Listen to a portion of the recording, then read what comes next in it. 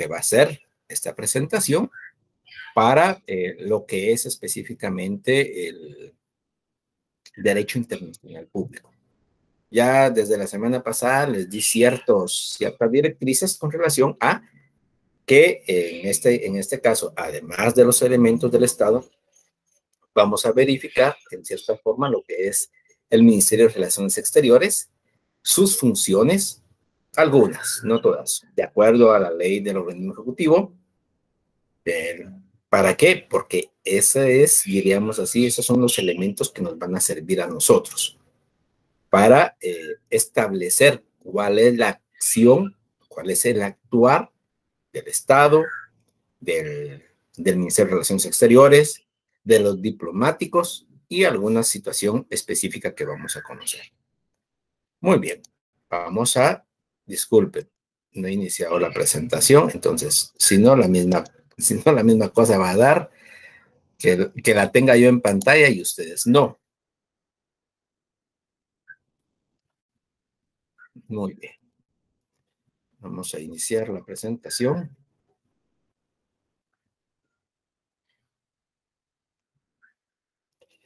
Muy bien, jóvenes y señoritas. Entonces, curso de Derecho Internacional Público, semana número 2. El tema del día de hoy, el Estado. Como les indico, ustedes ya lo conocen, no voy a profundizar tanto, sino que me voy a ir específicamente a la particularidad de lo que es, diríamos así, la parte que le corresponde al derecho internacional público. No es una clase tan larga como la anterior, así que tenemos buen tiempo para verlo.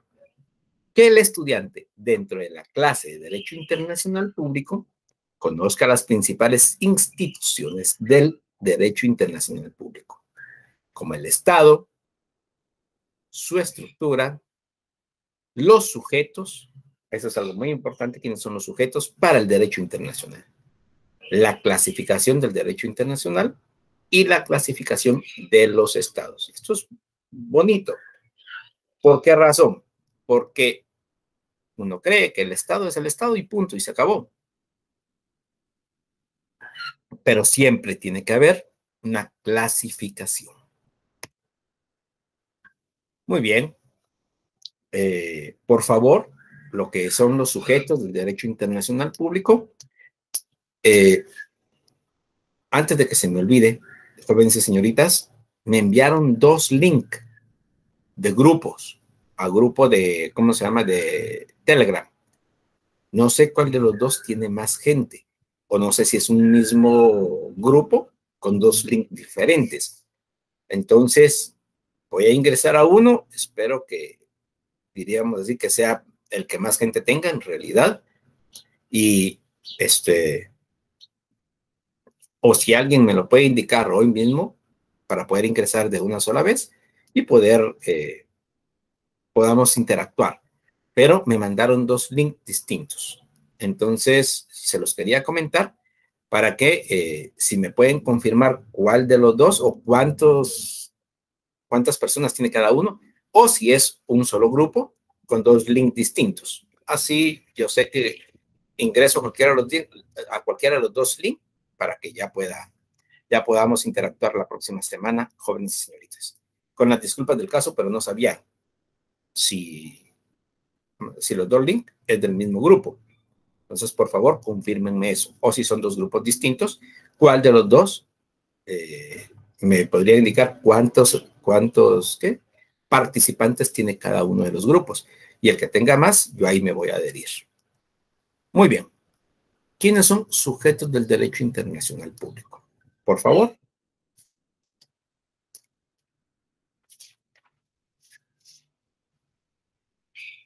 Determinar quién o quiénes son los sujetos del derecho internacional público ha entrado en crisis en la actualidad. Esta cuestión está íntimamente ligada a la descripción o definición del mismo, o sea, de lo que es derecho internacional público. Las escuelas específicamente son 3: la clásica, la positivista y la escuela contemporánea o ecléctica. Entonces, jóvenes y señoritas, son tres escuelas no de distinto, diríamos así, de distinto tema, no. Las tres escuelas, clásica, positivista o contemporánea, establecen cada una de ellas los posibles sujetos del derecho internacional público. ¿Quiénes son los sujetos? Los elementos del derecho internacional público. ¿A quiénes o por quiénes se debe el derecho internacional público? La escuela clásica, es la más antigua, sostiene que solamente los estados son sujetos del derecho internacional público. A esta escuela se le reprocha el ignorar la existencia actual de los organismos internacionales. El derecho internacional público moderno atribuye a los organismos internacionales derechos y obligaciones, como lo vimos en la definición de derecho internacional público. Entonces, la escuela clásica es la que establece únicamente que los estados son sujetos de derecho internacional público. Entonces, diríamos así, quedó ya un poquito relegada esta escuela clásica porque probablemente en sus inicios, sí, definitivamente el derecho internacional público solamente contaba con los estados. Era lo normal, o sea, existían únicamente los estados. Y podríamos decirlo así, no todos los estados eran 100% independientes. Estamos hablando de 1917 a 1948. O sea, los estados no eran 100% independientes. Inclusive muchos de los estados en Europa, lo que actualmente conocemos como los estados más desarrollados, no lo estaban. Allí, si ustedes se percatan, jóvenes y señoritas, se llevaron a cabo las dos guerras mundiales, la primera y la segunda. Entonces, no es, diríamos así, no es que hayan pasado siglos para que esto se desarrollara. Estamos hablando de cientos de años. No, es a lo sumo a la presente fecha, exactamente a la presente fecha. Son 100 años. De 1917 al 2021, exactamente son 17, 18, 9, 20, 21, 104 años, donde solamente existían los estados. No existían organismos internacionales, mucho menos pensar que un organismo internacional iba a ser acreedor de derechos y obligaciones. El derecho internacional público otorga derechos y obligaciones a los organismos internacionales. La escuela positivista, o sea, la segunda escuela, sostiene que el único sujeto del derecho internacional público es el individuo, o sea, la persona humana, porque el Estado es una ficción del derecho, o sea, es una creación del derecho. El Estado actúa por medio de agrupaciones sociales que a su vez están formadas por individuos. O sea, agrupaciones sociales son asociaciones. Y el receptor final del derecho en todas sus manifestaciones es el individuo. Entonces, si ustedes se percatan, la escuela clásica establece que el único sujeto del derecho internacional público es el Estado. La escuela positivista, que es el individuo, viene y se desarrolla la tercera escuela, la contemporánea o ecléctica. Ustedes saben qué significa ecléctica, ¿verdad, jóvenes? Espero. La ecléctica, combinando las dos tendencias anteriores y ajustándose a la realidad y a la práctica jurídica internacional contemporánea, sostiene que el Estado es el sujeto más importante del derecho internacional público. Más importante, no el único. Pero también lo son los organismos internacionales intergubernamentales y en casos bien determinados, los individuos. Entonces, unifica las dos escuelas, la clásica y la positivista.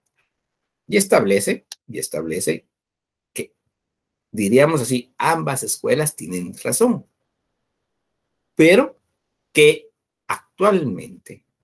actualmente el derecho internacional público se compone por los estados, por los individuos y por los organismos internacionales. Son los elementos más importantes del derecho internacional público. Estos son los sujetos del derecho internacional. Clasificación de los sujetos. Aquí hay varias, diríamos así, hay varias clasificaciones. A la luz de la práctica internacional contemporánea, o sea, actual, podemos clasificar los sujetos del derecho internacional público, en tanto que estados de la siguiente forma. O sea, la situación de esto es que hay infinidad de clasificaciones. Sujetos de derecho, o sea, la clasificación por sujetos de derecho. Los sujetos ordinarios, los sujetos activos, los permanentes con capacidad plena, o sea, los sujetos con capacidad plena, los sujetos generales y sujetos aparentes. Esta es la clasificación, o sea, como quien dice, ¿qué es, diríamos así? ¿Cuáles son las diferentes clasificaciones de los sujetos? Estamos hablando de los sujetos, lo que acabamos de ver hace un momento que tienen ustedes en su presentación. Los estados, los organismos u organizaciones internacionales y el individuo son los sujetos del derecho internacional público. Pero esta clasificación, o hay una clasificación de cada uno de los sujetos por cada estado que existe. Ustedes podrían haber verificado el día de ayer que estuvieron indicando. No están reconocidos todos los estados. Si no estoy mal, son 205 estados los que están reconocidos en la ONU. Ayer, en Tokio, en las Olimpiadas, desfilaron, porque así lo indicaron, 206 estados. Entonces, por cada estado existe una clasificación. Eso es lo que quiere decir. Podemos clasificar los sujetos del derecho internacional en tanto que estados existan de la siguiente forma. O sea, hay 206 clasificaciones. Reconocidos 205 clasificaciones. O sea, hay tantas clasificaciones como estados. Pero la doctrina los ha englobado en, por ejemplo, sujetos de derecho. Aquellos a quienes el derecho internacional concede un derecho de acción ante un tribunal internacional. Y sujetos de deberes y obligaciones, aquellos que directamente responden por las infracciones del derecho internacional. ¿Quiénes responden? ¿Quiénes son? Primero, sujetos de derecho internacional, o sea, el derecho de acción ante un tribunal internacional. Este derecho de acción lo contienen los estados, los organismos y el individuo. Los tres tienen ese derecho. ¿Quiénes son sujetos de deberes y obligaciones? Los estados, los organismos internacionales. El individuo no. El individuo no tiene obligaciones, tiene derechos, pero no obligaciones. Eso es lo interesante, diríamos así. Sujetos, otra clasificación es sujetos ordinarios. Aquellos que desde su origen fueron reconocidos como tales y cuyo origen se remonta bastante lejos.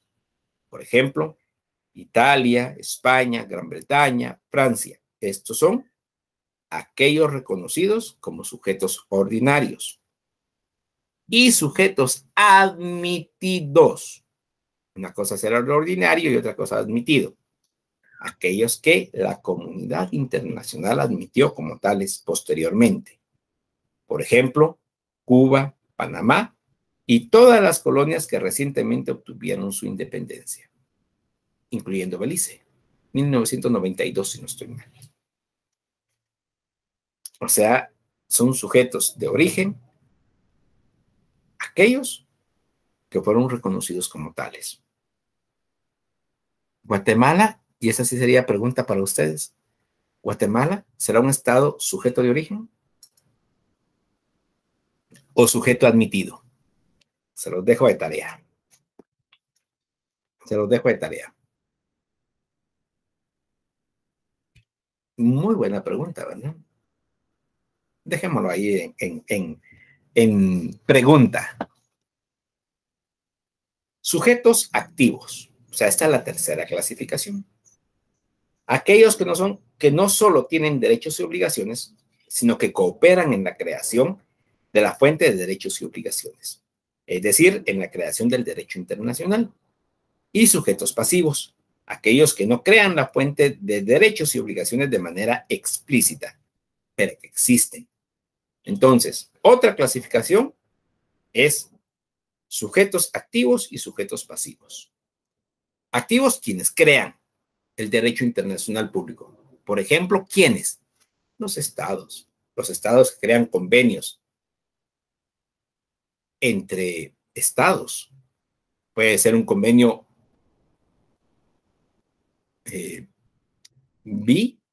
sería dos, biestatal o interestatal, o declaración, como lo hace los diferentes organismos internacionales, por ejemplo, la OIT, Organización Internacional del Trabajo, la ONU, Organización de las Naciones Unidas, la OEA, Organización de Estados Americanos, el BM, Banco Mundial, el FMI, Fondo Monetario Internacional, etcétera. Sujetos activos y sujetos pasivos, aquellos que no crean Estado, pero, aquellos que no crean fuente de derechos y obligaciones de manera explícita. O sea, que no son creadores, pero sí son receptores del derecho internacional público. Por ejemplo, los individuos. Nosotros como persona no creamos derecho internacional público, pero sí somos sujetos de derechos y obligaciones del derecho internacional público. Somos sujeto pasivo. Otra clasificación, sujetos permanentes. Aquellos cuya vida es constante. O sea, los permanentes, los estados. Hay algunos estados antiguos, como China, ya no existe Fenicia, existe Grecia. China, Grecia, ¿qué otro? India. Serían los estados más antiguos de la antigüedad. Porque actualmente ya no existe Roma, diríamos así como tal, sino que ahora es Italia, Alemania, es de reciente creación. Los estados antiguos, diríamos así, los permanentes. Todos los estados son los permanentes. Normalmente, no nace un estado hoy para extinguirse mañana. No. Solamente Centroamérica, que son los estados, diríamos así, más novedosos, estamos porque vivimos en Centroamérica, la independencia desde hace 200 años. En papel, pero siempre independencia. Sujetos transitorios, aquellos cuya situación jurídica internacional es temporal. Tiene vida mientras dura una situación o bien se le da una existencia temporal. Por ejemplo, los grupos beligerantes y los grupos insurgentes. ¿Por qué se reconocen los grupos beligerantes y los grupos insurgentes? Si son insurgentes y beligerantes, diríamos así. ¿Por qué? Porque se les dan derechos, además de obligaciones, respetar el derecho humanitario, esa es una de sus obligaciones, y se les da derecho para que puedan, en algún momento determinado, llegar a firmar un acuerdo de paz. Por eso se les da derechos y obligaciones a los grupos insurgentes y beligerantes. ¿Quién le otorga este derecho? Los organismos internacionales debidamente reconocidos, la ONU y la OEA. Entonces, sí se establece como sujetos permanentes, sujetos transitorios. Esta es otra clasificación de los sujetos. También están sujetos con capacidad plena, aquellos que están plenamente organizados y reconocidos por la comunidad internacional. La ONU principalmente da ese reconocimiento a los estados. Con capacidad plena, los estados debidamente reconocidos. Se incluye todos los estados de autogobierno. Tienen el pleno ejercicio de su soberanía en todos sus aspectos.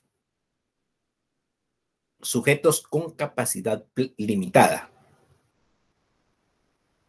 Aquellos cuya soberanía se encuentra limitada en su ejercicio. Por ejemplo, los protectorados, las colonias, los que han confiado su representación internacional a su defensa a terceros estados. Por ejemplo, hay actualmente estados que tienen intervención de la Organización de las Naciones Unidas. ¿Por qué razón?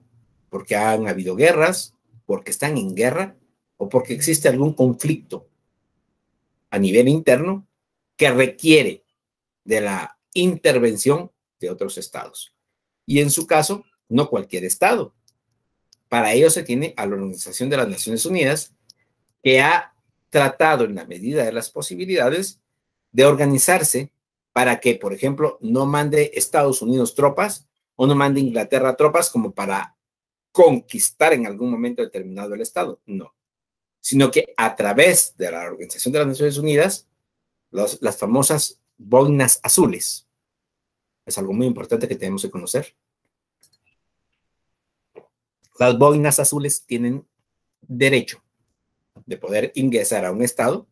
Guatemala participa en esas organizaciones. Y, por ejemplo, Guatemala tiene presencia en el Congo, tenía también presencia en Haití, donde los gobiernos son muy frágiles o están en guerra civil, o sea, interna. ¿Para qué? Para poder coadyuvar en esos estados, para que en algún momento determinado, como lo indicaban, se autogobiernen y no haya intervención, por ejemplo, una representación internacional. Sujetos generales. Aquellos que son reconocidos por todos los estados. La ONU. Todos los estados ya reconocidos por la ONU están reconocidos por todos los demás estados, de acuerdo a la Carta Internacional de Creación de la ONU. Y sujetos particulares, aquellos que no son reconocidos por todos los estados. Aquellos con autogobierno parcial, por ejemplo, los territorios bajo fiducia, bajo tutela, bajo mandato, bajo la protección de las Naciones Unidas. Entre ellos son territorios no reconocidos, como por ejemplo Palestina, no es un estado todavía. Para terminar, sujetos aparentes.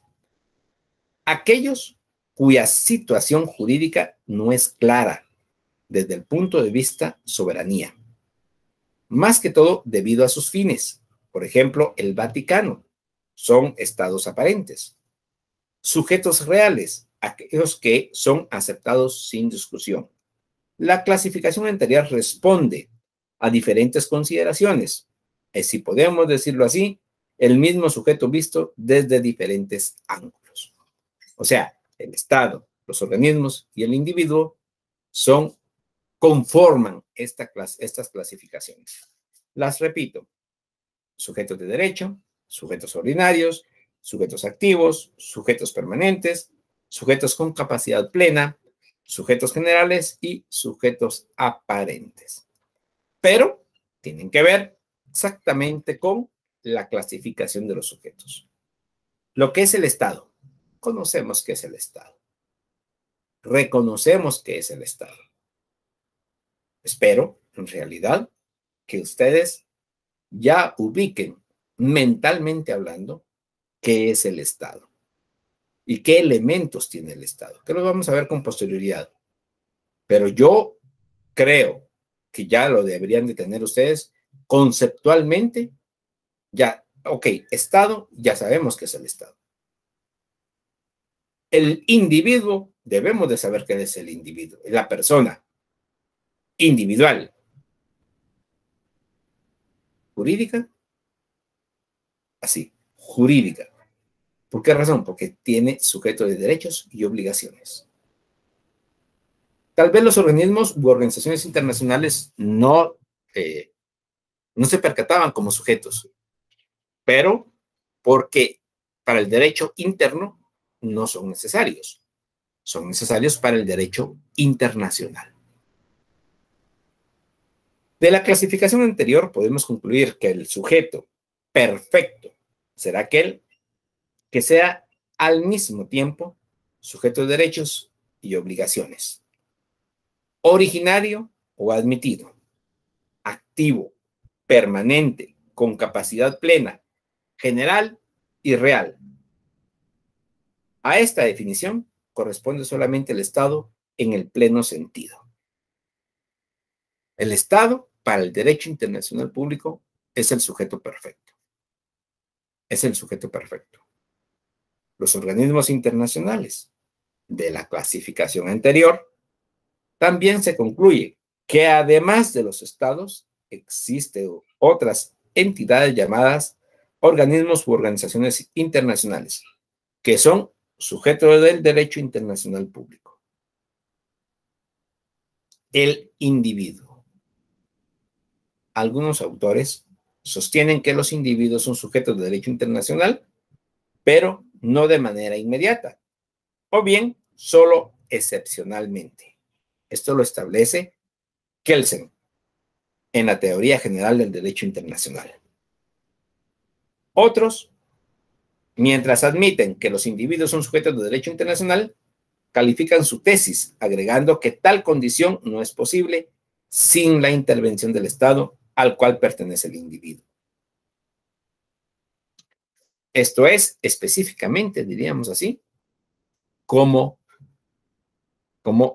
expresamente sujetos o, sí, sujetos del derecho internacional público.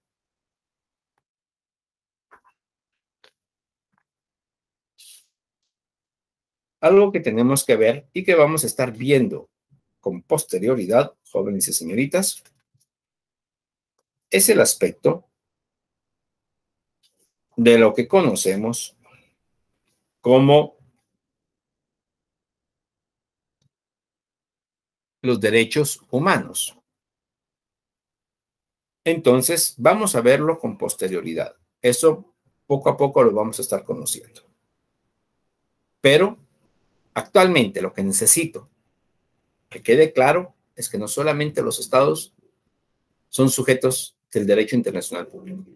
Eso es lo primordial. ¿Qué son los organismos internacionales y qué es el individuo? Que son la parte de esa clasificación. ¿Cuáles son los elementos del Estado?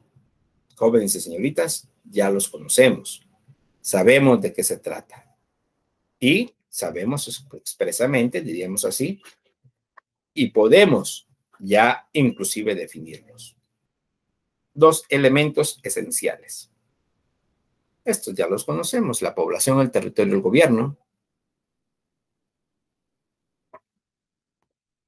que son parte de los elementos esenciales del Estado, pero además se le agrega la capacidad de establecer relaciones con otros estados.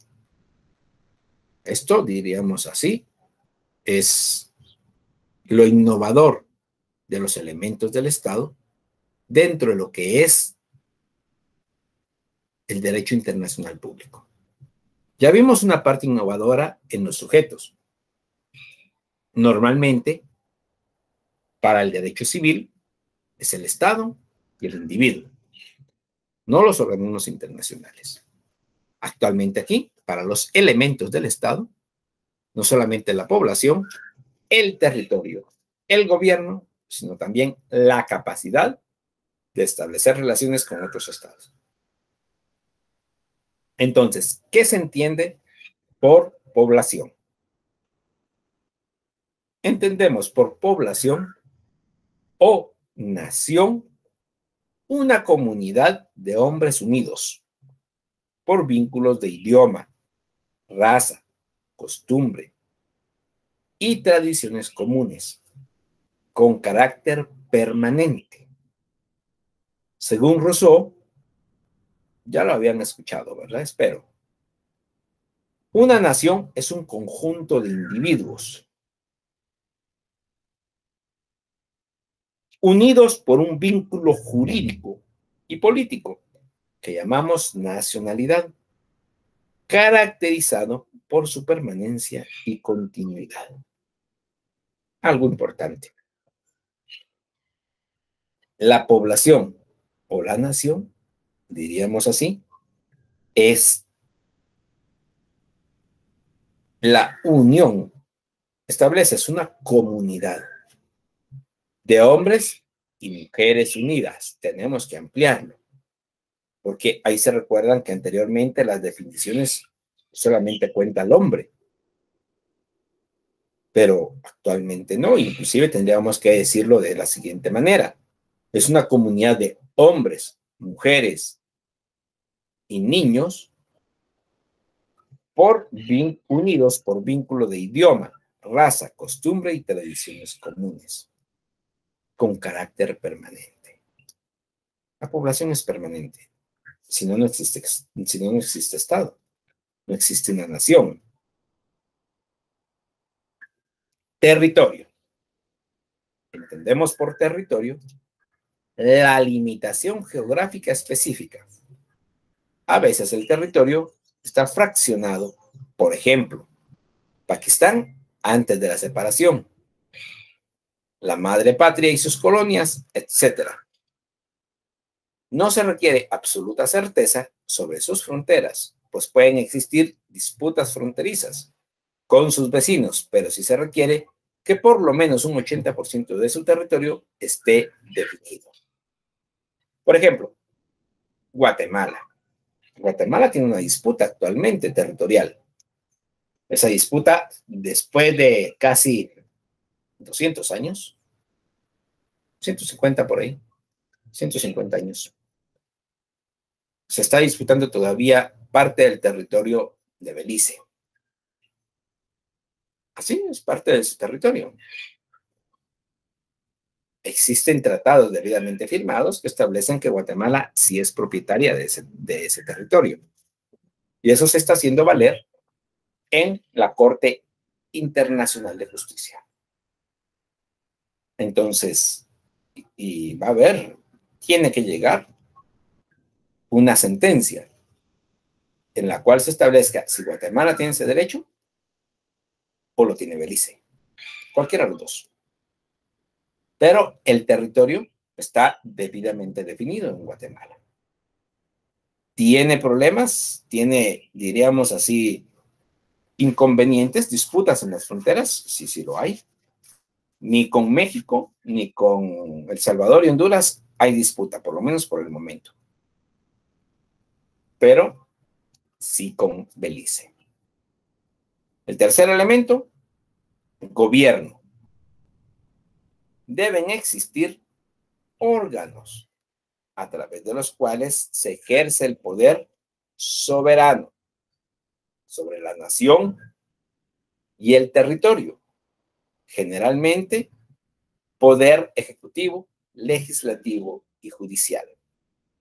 No siempre se aplica en forma rígida.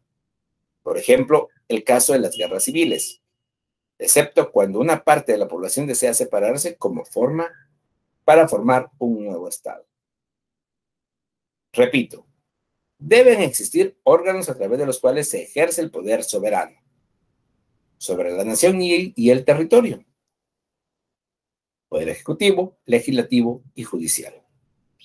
Pero no siempre se aplica en forma rígida, o sea, no siempre existen los tres poderes del Estado.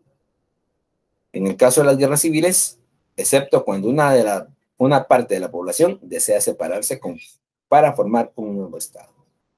O sea, existe muchas veces una sola población, un solo territorio, pero pueden existir dos gobiernos.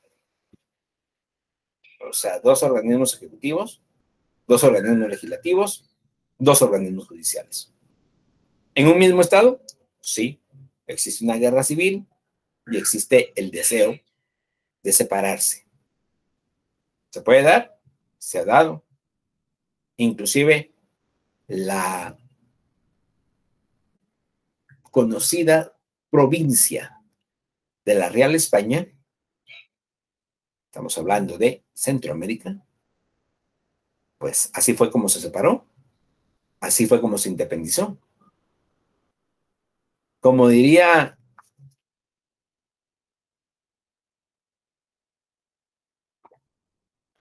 un poeta, el himno nacional, sin derramar una gota de sangre. Sí, claro, no era necesario, se pusieron de acuerdo los, ¿qué serían los criollos en ese momento? Para independizarse. ¿Y cuál fue esa independencia, jóvenes y señoritas? No pagar el tributo a España. Esa fue la independencia de Guatemala. Pero para variar, y con las disculpas del caso, jóvenes y señoritas, Guatemala no supo qué hacer con su libertad y se adscribió a México, un único territorio. Desde, bueno, todavía existía Baja California, pero diríamos así, desde Baja California, o Nuevo México, como se le denomina, hasta Costa Rica. Se anexó a México. No pudo sobrevivir. Los criollos no pudieron sobrevivir como tal. 1823. Posteriormente se separan, pero pierden, vamos a ver, Campeche, Quintana Roo y Chiapas. Pero no solo Chiapas, es, ay, ¿cómo se llamaba en ese momento? Campeche, Quintana Roo y actualmente se Tapachula, no es Chiapas, sí, exacto, es Chiapas. Pierden tres territorios, tres estados que lógicamente hubieran creado un mayor territorio guatemalteco y tal vez de mayor desarrollo, pero no pudieron mantenerse dentro de el, porque si era parte del territorio guatemalteco y del territorio centroamericano. Campeche, Quintana Roo y Chiapas. Entonces, pueden existir diferentes, diríamos así, puede existir una sola población, un solo territorio, pero varios gobiernos. Eso es así. Una guerra civil, una independencia, para crear un nuevo estado. Y crearon tres nuevos estados. Porque Quintana Roo, Chiapas y, ¿cómo se llama? Campeche, son tres estados mexicanos. ¿Los más pobres? Creo que sí, los más pobres. Porque están más alejados del norte. Y el siguiente elemento, me voy a tener que apurar un poquito, jóvenes y señoritas, porque ya va el tiempo y esta es la tercera diapositiva, faltan tres más. La capacidad de establecer relaciones con otros estados. Esto no significa que efectivamente establezca relaciones con todos los estados del mundo. No, no, no, no. Ni siquiera con la mayoría. Se habla de capacidad, o sea, de tener el derecho de no ejercicio efectivo. En algunos casos, el ejercicio se deja a terceros. Esta definición fue invocada al solicitar la admisión de Israel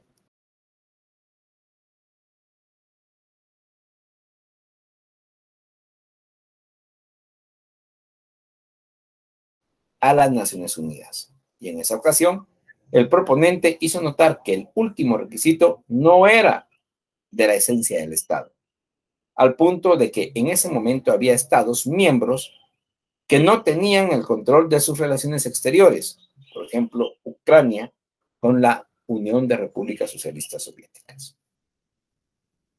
En algunos casos, los estados pueden contratar a otros estados algunos aspectos administrativos, por ejemplo, aduanas, servicios postales, servicios telegráficos y telefónicos, representación diplomática, etc. En ese caso, están Mónaco, Luxemburgo, Liechtenstein,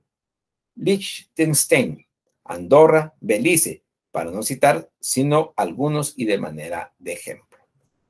Entonces, no necesariamente la capacidad de establecer relaciones con otros estados debe de ser elemento esencial, pero para el derecho internacional público, el tener la capacidad de establecer relaciones con otros estados es el derecho de cada estado. O sea, el estado debe componerse de población, territorio, gobierno y capacidad. Capacidad. No tener relaciones con todos los estados del mundo, no. La capacidad de tenerlos, sí. Si es comprensible, espero. Y los elementos secundarios. ¿Cuáles son estos elementos secundarios? Además de los mencionados como esenciales, existen otros elementos secundarios. Por ejemplo, moneda propia, bandera, himno, sellos, flores nacionales, escudo nacional, etc. Son elementos secundarios, claro, que si no existen, no le quitan, diríamos así, la capacidad al Estado de ser como tal un Estado. Pero que normalmente los tienen. Una moneda propia, El Salvador ya actualmente no tiene una moneda propia. Panamá, desde hace muchos años, no tiene una moneda propia. De nombre existe, pero real creo que nunca ha existido en Panamá. El Balboa. El Balboa. Yo he tenido comentarios con panameños y sí me han comentado, nunca he visto un Balboa. Y son personas adultas. O sea, está dolarizado igual que El Salvador. Y creo que por ahí vamos los demás. Por ahí va el asunto. O sea, no necesariamente tienen que tener moneda propia. Tienen una bandera, un himno, sellos. Algunos tienen flores nacionales, otros no. Espero que nosotros sepamos cuál es la flor nacional de Guatemala. Y escudo nacional, o escudo de armas, como se le denomina. Son elementos secundarios para que tomen ustedes en cuenta, porque en el derecho internacional público sí se toman en cuenta estos elementos secundarios, jóvenes y señoritas. Clasificación de los estados.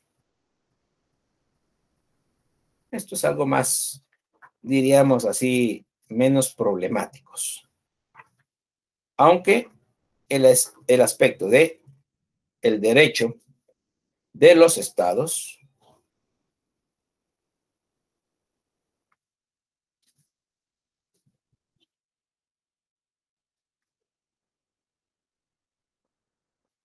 es muy importante.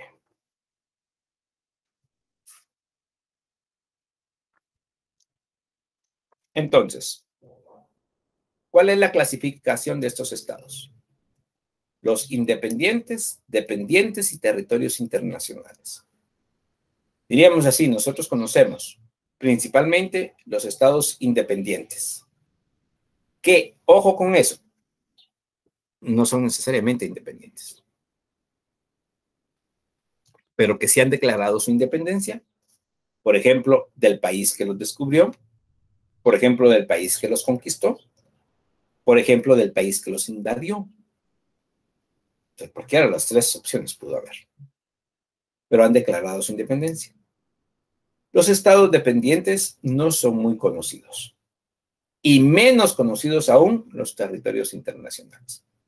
Que es lo único que quiero que también dentro de esta diapositiva le pongamos atención, porque los demás, quiera o no, los hemos escuchado, pero los territorios internacionales no. Entonces, por favor, pongamos la atención a eso, jóvenes y señoritas. Es algo nuevo que quiero que aprendamos.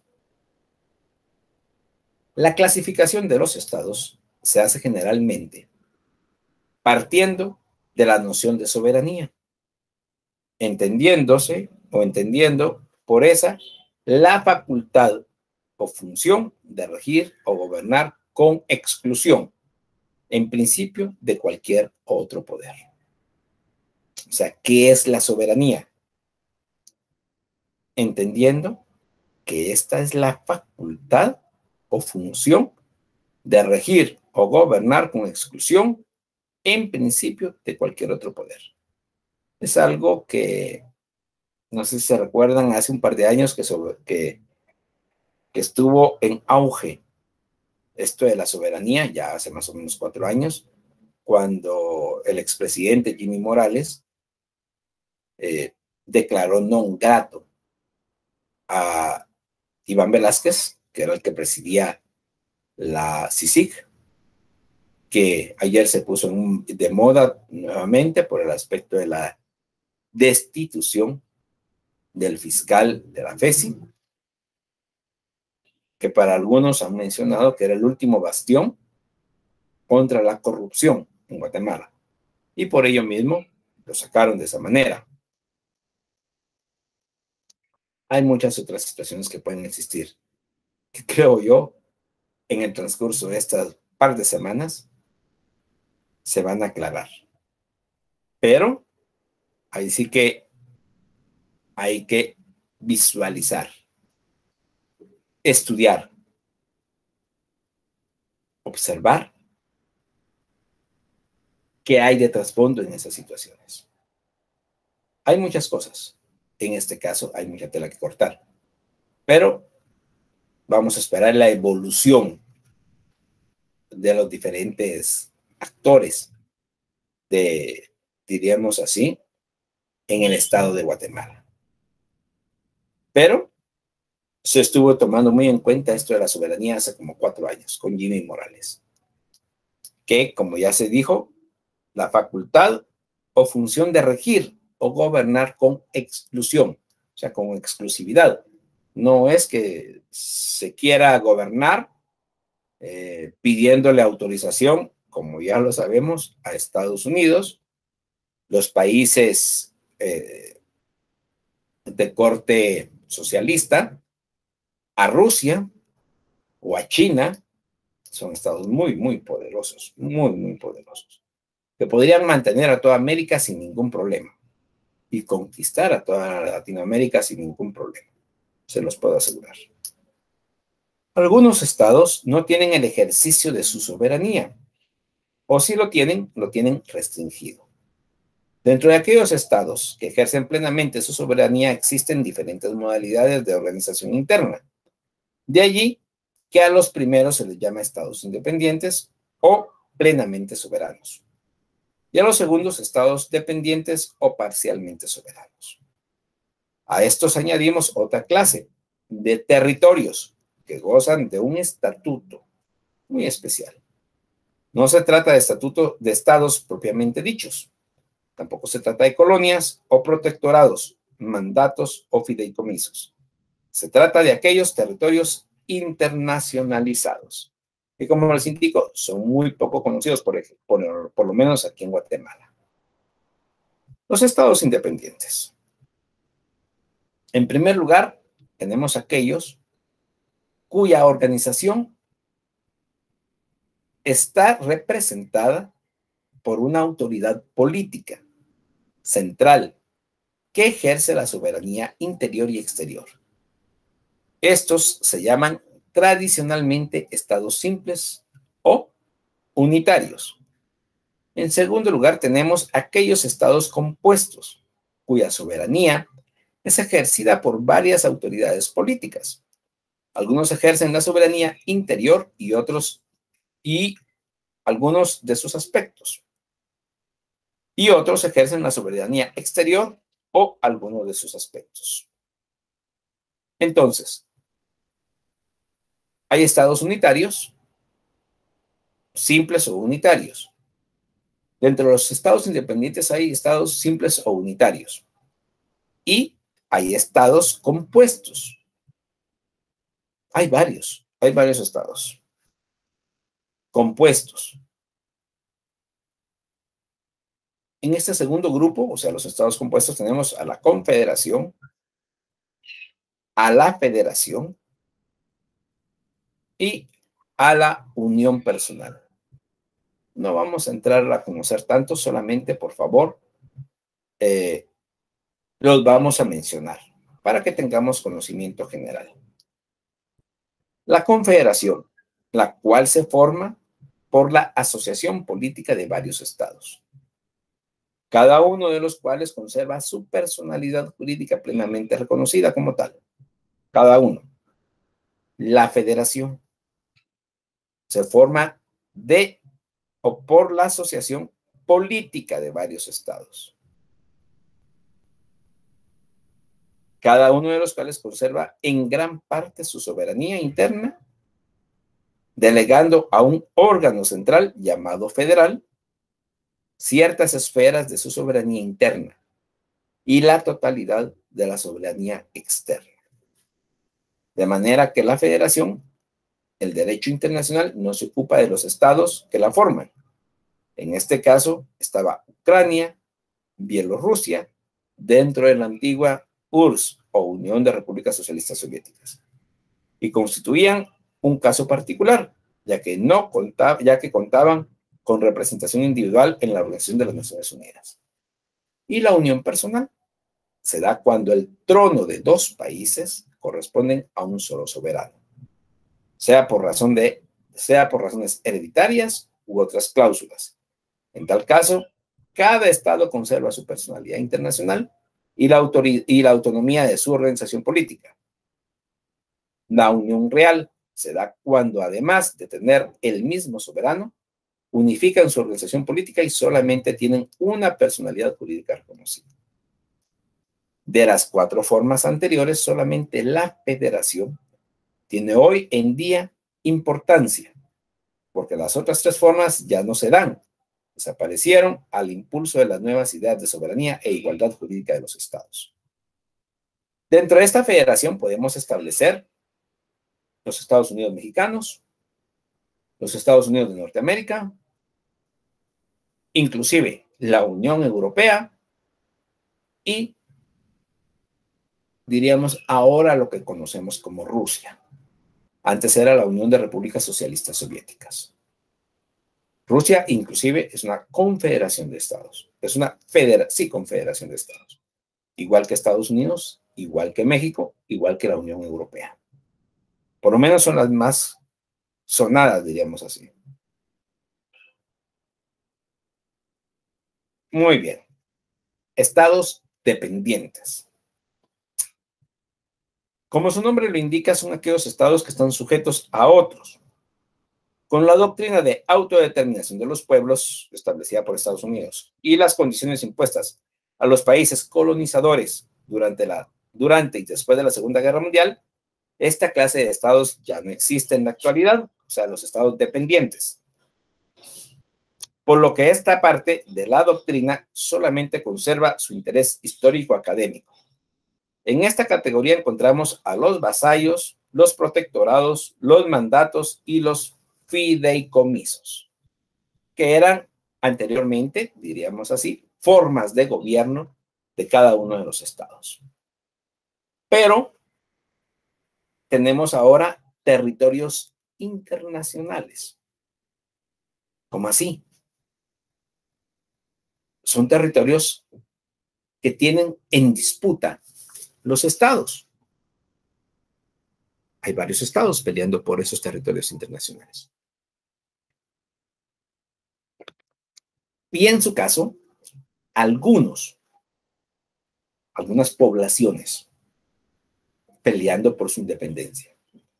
En algunos casos son los estados quienes pelean esos territorios. Y en otros casos son los pobladores de esos territorios los que pelean su independencia. Pero aún así son territorios internacionales. O sea, son territorios reconocidos ante la Organización de las Naciones Unidas como que no pertenecen a un estado específico. Por ejemplo, los territorios de Danzig o Danz, solamente para su origen. La ciudad de Danzig era reclamada al final de la Primera Guerra Mundial tanto por Polonia como por Alemania. La razón aducida fue su posesión estratégico natural por parte de Polonia y la población netamente alemana por parte de Alemania.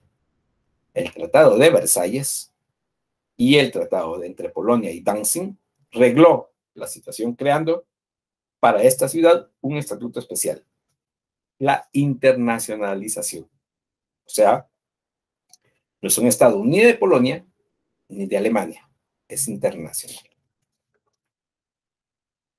Otros estados, como por ejemplo territorio de la Cuenca de la Sarre, también está dispuesta, la fundación de este territorio fue también dispuesta en el Tratado de Versalles, como compensación por la destrucción de las minas de carbón del norte de Francia y como parte del pago total de reparaciones que debe Alemania por los daños resultantes de la guerra.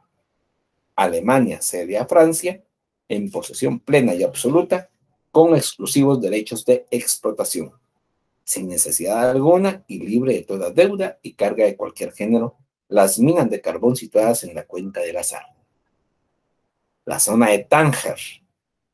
Tánger parece haber sido predestinada para ser una ciudad libre, puesto que ya en el año 42 antes de Cristo era una ciudad libre, situada a la entrada del estrecho de Gibraltar, repito, situada a la entrada del estrecho de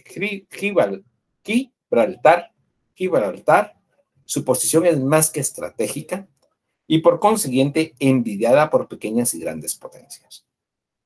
En el año de 1923 se convirtió oficialmente en una ciudad internacional, gobernada por un régimen compuesto por representantes de Gran Bretaña, Francia, España, Portugal, Italia, Bélgica, Holanda, Suecia y más tarde Estados Unidos de América, aunque en sus inicios solamente intervino España, Gran Bretaña y Francia. Muy interesante este territorio o zona de Tánger. Yo recuerdo que esto inclusive está en una película de la antigua Grecia, porque el estrecho de Gibraltar es la salida entre precisamente Europa y parte de África, si no estoy mal. África diremos así, es una península. Ya le iba a decir yo penacho, pero no es así, es una península que casi topa África con Europa. Entonces, por eso se llama estrecho, porque es un espacio pequeño, digamos así, marítimo, pero que pega con Europa. Hay otros territorios, como por ejemplo el territorio de Trieste, el proyecto de internacionalización para Jerusalén, que es más o menos conocido, la Antártida, solamente para hacerlos ver, la Antártida en la actualidad también goza de un estatuto de internacionalización, aunque no por las mismas razones que las antes mencionadas. O sea, hay otras más.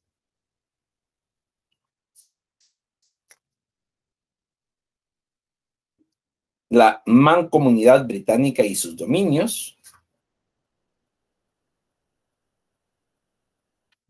etcétera. Estos son algunos territorios de internacionalización o algunos territorios internacionales. O sea, ¿qué es lo que tienen de diferente?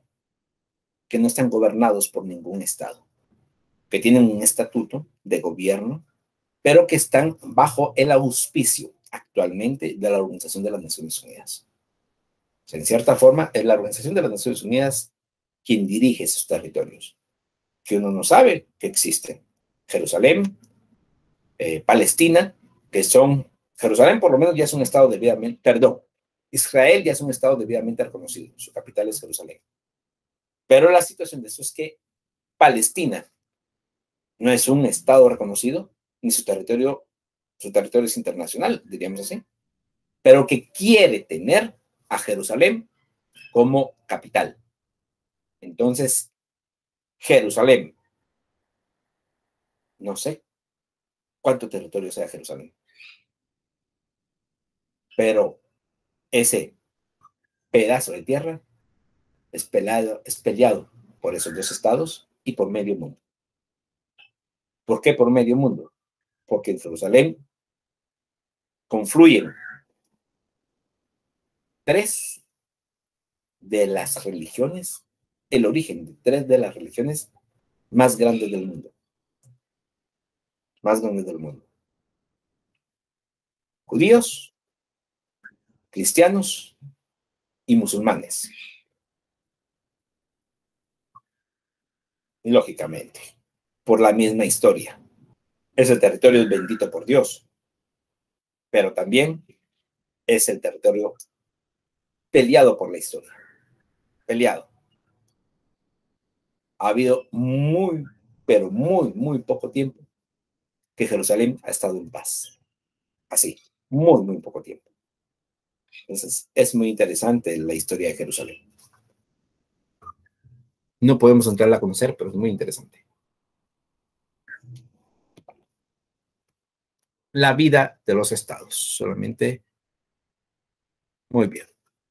Aquí vamos a estar y vamos a conocer eso. Tenemos más o menos 15 minutos para verificarlo.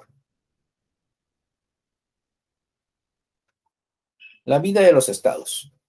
¿Cuál es la vida de los estados, jóvenes y señoritas? Aquí lo establece claramente la diapositiva. Son 4 pasos específicos.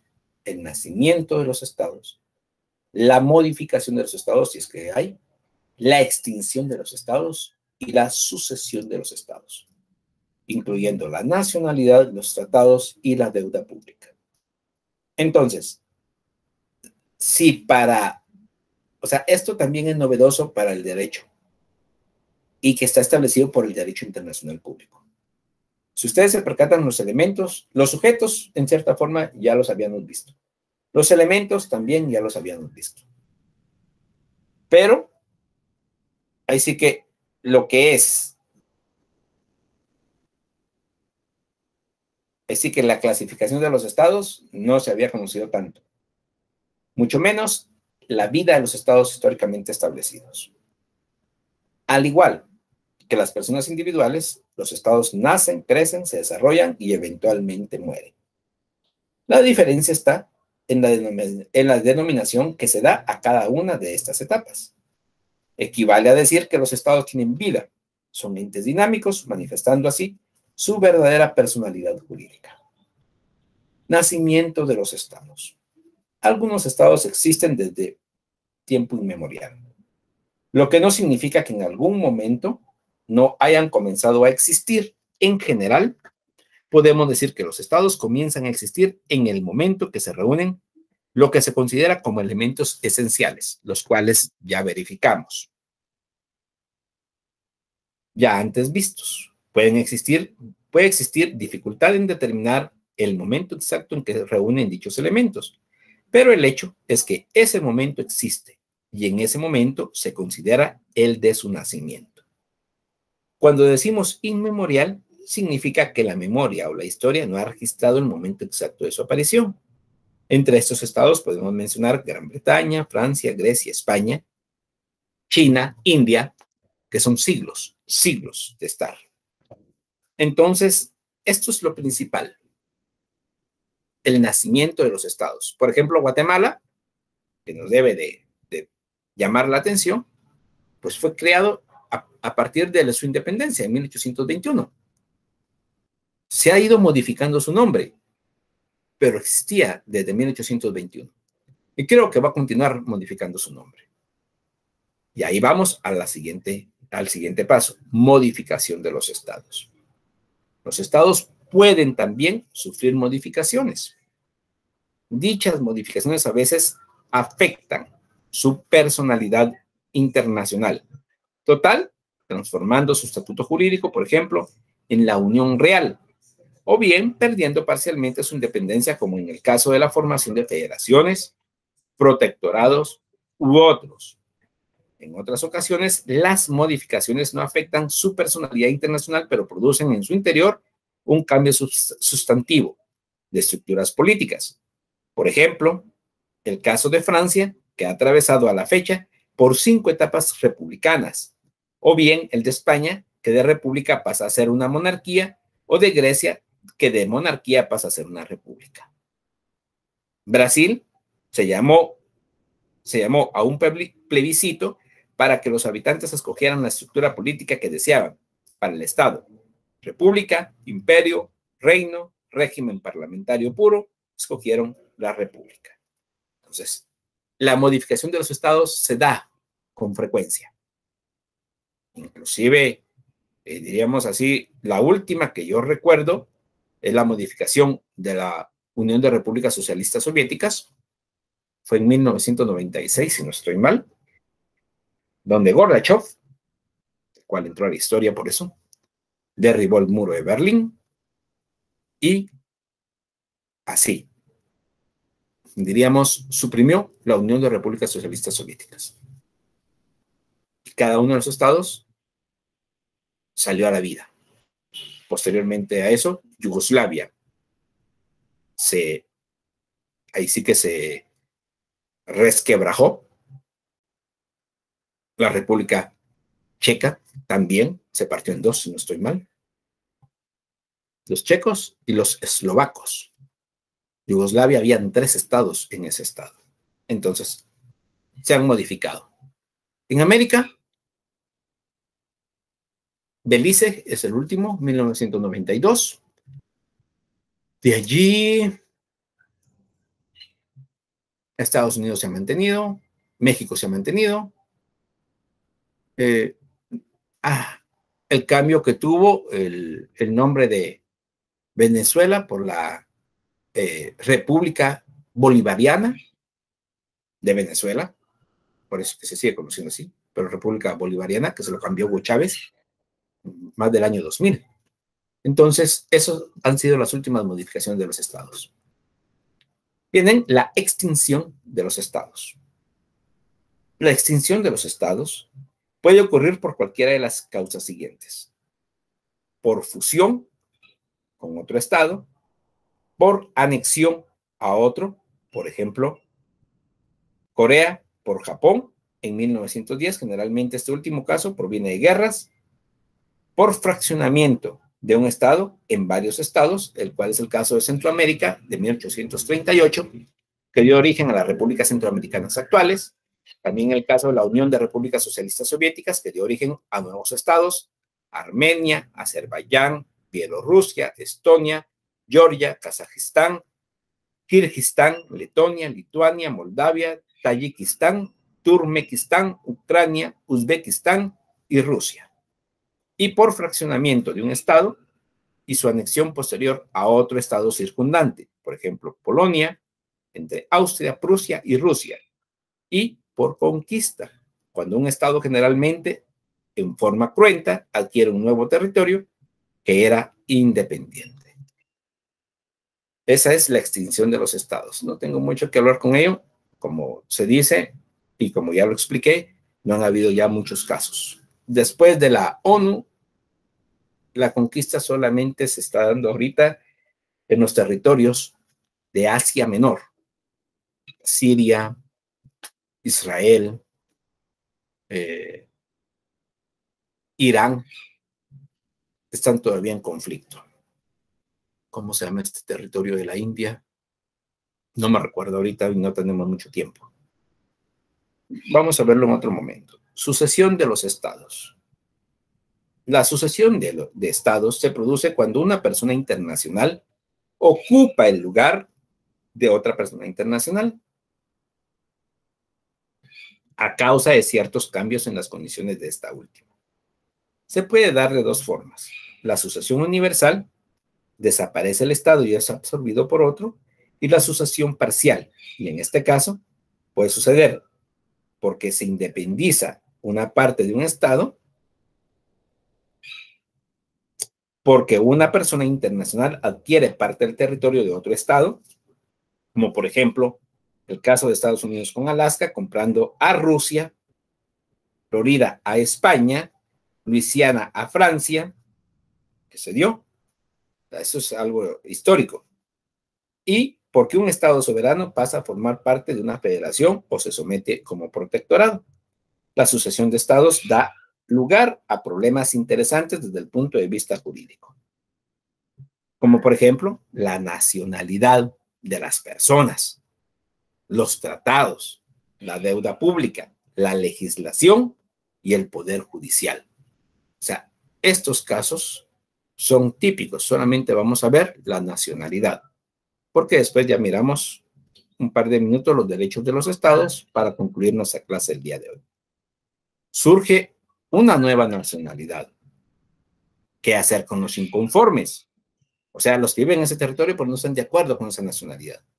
Generalmente se fija un tiempo límite para que los inconformes opten por la nueva nacionalidad o emigren al lugar de su elección, a condición de que el estado escogido los acepte.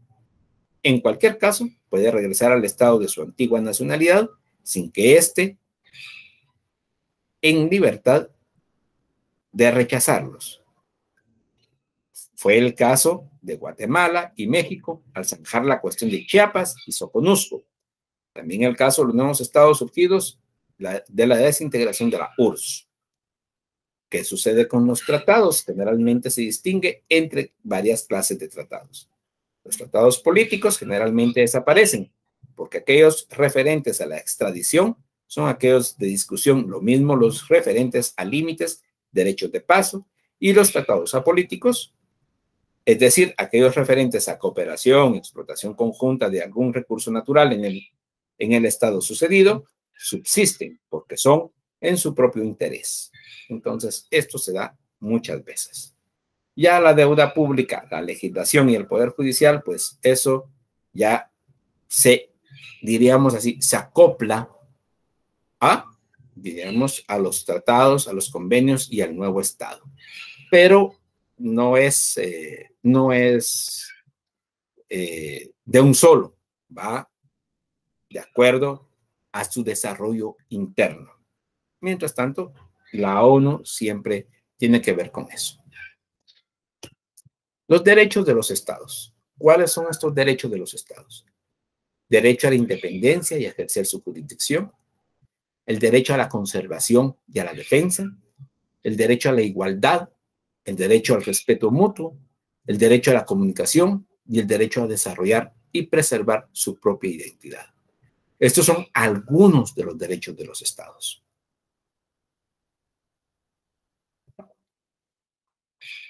Como personas, son los estados, como personas que son, los estados tienen derechos y obligaciones ante el derecho internacional. En 1933, en Montevideo, durante la séptima Conferencia Internacional Americana, se firmó la primera Convención sobre Derechos y Deberes de los Estados, la cual, en su parte conducente, estableció, aún antes de reconocido el Estado, tiene el derecho a defender su integración, su integridad e independencia, proveer a su conservación y prosperidad y, por consiguiente, a organizarse como mejor lo entendiere, legislar sobre sus intereses, administrar sus servicios y determinar la jurisdicción y competencia de sus tribunales, aún antes de ser reconocido. El derecho a la independencia y a ejercer su jurisdicción se fundamenta en su soberanía y el respeto a la independencia política. Hacia el interior consiste en la supremacía territorial y personal. Hacia el exterior consiste en la libertad de acción en su relación con otros estados y la forma de posiciones en los foros internacionales, de conformidad con sus mejores intereses. El derecho a la conservación y a la defensa, y a la defensa, es el derecho que tiene todo Estado de tomar los medios que aseguren su existencia y el orden público interno. Y se manifiesta especialmente en el derecho a armarse, el derecho a controlar la criminalidad, ya sea tomando medidas para proteger a sus habitantes dentro de su territorio, expulsando extranjeros indeseables, el derecho a controlar a los extranjeros que ingresan a su territorio para dedicarse al tráfico de situaciones delictuosas, derecho a la igualdad, todos los estados son iguales jurídicamente. No política ni económicamente, ni mucho menos militarmente, pero todos los estados son iguales jurídicamente. El derecho al respeto mutuo. Este derecho se manifiesta en el derecho que todo estado tiene a su dignidad, de manera que no se puede arbitrariamente emitir actos que empañen la imagen de otro estado. La inviolabilidad de sus diplomáticos, el respeto a sus símbolos patrios, el uso internacional del ceremonial protocolario y no llevar a cabo actos de carácter oficial sin permiso del estado huésped. El derecho a la comunicación, derecho del tránsito libre, de navegación en alta mar y el paso inocente en el mar territorial y espacio aéreo. Eso es el derecho a la comunicación. Y para terminar, el derecho a desarrollar y preservar su propia identidad, sin menoscabar la libre emisión del pensamiento o artística en todas sus formas. Cada estado tiene el derecho de emitir disposiciones tendientes a proteger todas aquellas expresiones que constituyen su patrimonio cultural, tales como manifestaciones folclóricas en cualquiera de sus formas, riqueza arqueológica, etc. Estos son, jóvenes y señoritas, los derechos, así literal, los derechos que tienen los estados. Esto es mínimo, los derechos de los estados. Y vamos a concluir este tema el día de hoy con las preguntas de la segunda semana. Pregunta número 1. ¿Es la escuela que sostiene que solamente los estados son sujetos de derecho internacional público? 2.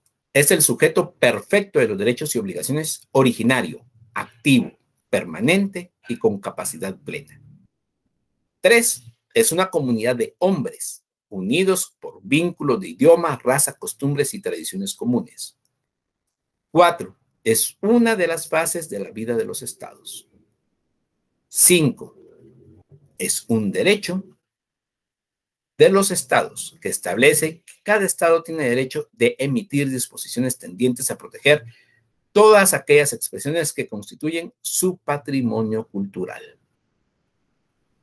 Muy bien, jóvenes y señoritas, agradezco mucho la atención prestada a este su curso de Derecho Internacional Público. Espero de veras el poder continuar desarrollando no solamente este tema o estos temas, sino que ustedes también puedan profundizar en estos temas, estudiarlos.